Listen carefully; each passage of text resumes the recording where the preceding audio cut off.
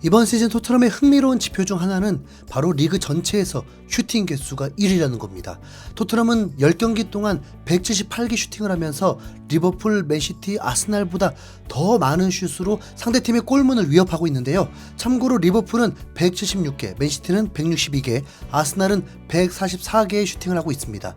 지난 시즌과 한번 비교해보기 위해서 이 수치를 경기당 평균 슈팅으로 바꿔보면 토트넘은 경기당 17.8개의 슛을 하고 있죠. 그럼 과연 지난 시즌에는 어땠을까요? 지난 시즌 토트넘의 총 슈팅 개수는 518개로 경기당 슈팅은 13.6개, 리그 7위였습니다. 반면에 리버풀은 15.9개, 맨시티는 15.8개, 아스날은 15.6개로 토트넘보다 많았고요. 다른 팀들은 한두 개 정도 차이가 나는데 비해 토트넘은 4개 이상 슈팅 개수가 많아지면서 확실히 훨씬 공격적이 된 모습입니다. 퍼센트로 따지면 슈팅이 30% 증가한 겁니다. 그에 따라서 득점도 경기당 평균 2.2골로 지난 시즌 1.8골보다 20% 더 늘었고요. 물론 무조건 슈팅이 많다고 좋은 게 아닌 게 맨유는 올 시즌 슈팅 151개로 리그 6위인데 막상 득점은 전체 11위밖에 안 되거든요. 이게 뭐 절대적인 지표라기보다는 변화를 체감하기 위한 숫자라고 생각해 주시면 좀 더 이해하기 편하실 듯 합니다. 토트넘도 슈팅 개수로는 올 시즌 전체 1위지만 득점은 22점으로 아스날, 리버풀보다 한 개 적고 맨시티와는 동률로 리그 공동 6위입니다. 하지만 분명 슈팅을 안 하면 득점 확률이 없죠. 지나친 난사는 의미가 없겠지만 또 그렇다고 슈팅이 적은 게 좋은 것도 아닙니다. 분명한 사실은 올 시즌 토트넘이 지난 시즌보다 평균 30% 많은 슈팅을 시도하고 있고 그에 따라서 경기당 평균 득점도 20% 증가해서 공격에서 많이 발전했다는 점인데요. 토트넘 역사상 가장 위대한 공격수라고 불리는 해리 케인이 뮌헨으로 이적했음에도 불구하고 오히려 공격 지표가 더 좋아진 겁니다. 물론 케인은 절대 대단한 선수인 건 맞지만 이전까지 토트넘은 너무 케인에만 의존해서 거의 원맨팀 같은 전술을 썼습니다. 그걸 제대로 보여주는 게 지난 시즌 통계인데 케인이 혼자 한 슈팅 개수가 총 130개로 토트넘 1위는 물론 리그 전체 1위였죠. 경기당 3.4개 슈팅을 한 셈입니다.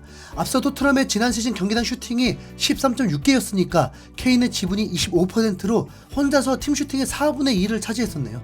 그 다음이 손흥민이었는데 총 슈팅 81개로 케인보다 거의 50개가 적었습니다. 손흥민의 지분은 15% 수준이었고요. 그 다음이 클루셉스키인데 43개로 확 줄었고 호이베르 33개, 페리치 29개 순이었습니다. 참고로 히샬리송은 27개였습니다.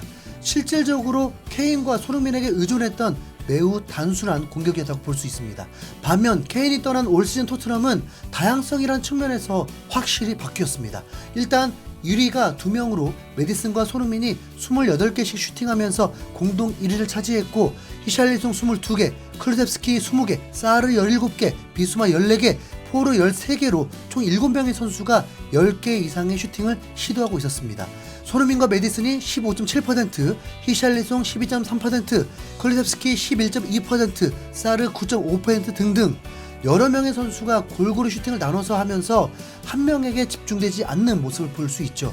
지난 시즌과 비교해서 가장 달라진 부분이 바로 이 지점이 아닐까 싶습니다.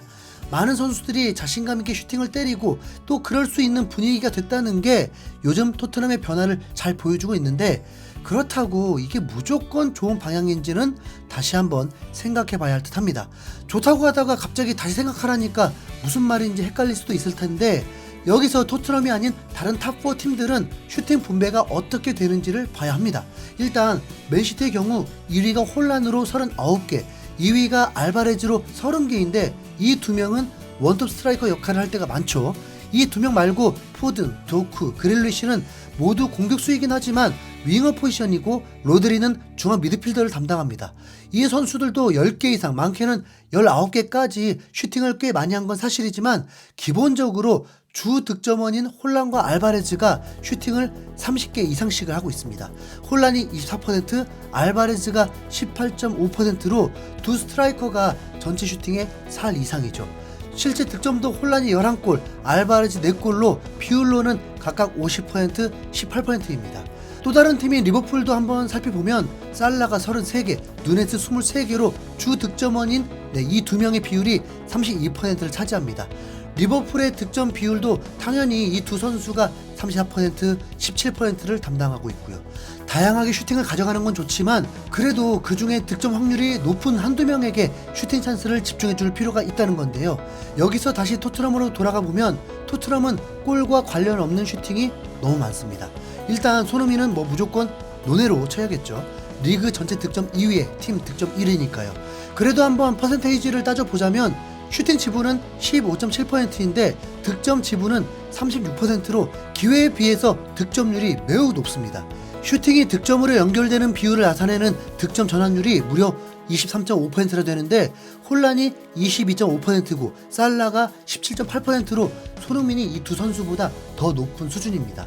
그런데 손흥민과 슈팅 비율이 같은 메디슨은 실제 득점이 2골로 팀 득점의 9%밖에 안 되고 클루셉스키 2골, 히샬리송 1골, 사르 1골로 슈팅 개수 2위부터 5위까지의 득점을 합쳐도 손흥민보다 더 적은 충격적인 상황이죠. 이건 토트넘 팬이기 때문에 편파적으로 손흥민에게 유리하게 해석하려는 게 아닙니다. 그저 실제 경기 기록을 참고해서 계산한 뒤에 그대로 전달해드리는 것 뿐이라는 점 절대 오해하지 말아주시길 바랍니다. 그럼에도 불구하고 분명 이 숫자들을 보면 확실히 뭔가 이상한 점이 보이시죠? 메디슨, 클루셉스키, 히샬리송 같은 선수들이 골에 비해서 슈팅을 너무 많이 한다는 겁니다. 각자 선수들의 출전 시간이 다르다 보니까 좀 더 객관적으로 비교하기 위해서 90분당 슈팅 개수를 한번 비교해 볼 텐데요. 히샬리송이 3.7개로 팀 내 1위고 지금은 부상당한 솔로몬이 3.2개로 2위, 손흥민은 3.1개로 3위밖에 안 됩니다. 그 다음이 메디슨 3개, 사르 2.1개, 클루셉스키가 2개 순이고요. 여기서 다시 다른 팀들의 수치를 살펴보면 맨시티 혼란이 3.9개로 팀 내 1위고 알바레즈가 3.2개, 그릴리시 3.1개 순이고 리버풀은 누네즈가 무려 4.9개로 압도적 1위, 조타 3.5개, 살라 3.4개 순입니다. 90분당 슈팅 개수 자체가 득점한 경쟁자인 혼란이나 살라보다 손흥민이 더 적고 심지어 토트넘 내에서도 1위가 아닙니다. 최근 토트넘이 상승세를 타면서 영국 방송에서 수많은 전문가들이 토트넘을 분석했는데 항상 나왔던 말이 바로 스트라이커 손흥민이 환상적인 마무리 능력을 갖췄다는 거였습니다.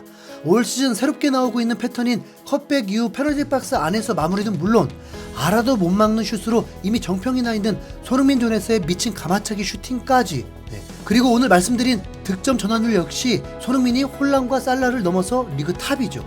그럼 토트넘이 골을 더 많이 넣기 위해서 어떤 부분을 바꿔야 할까요? 객관적인 기록으로 봐도 답은 명확합니다.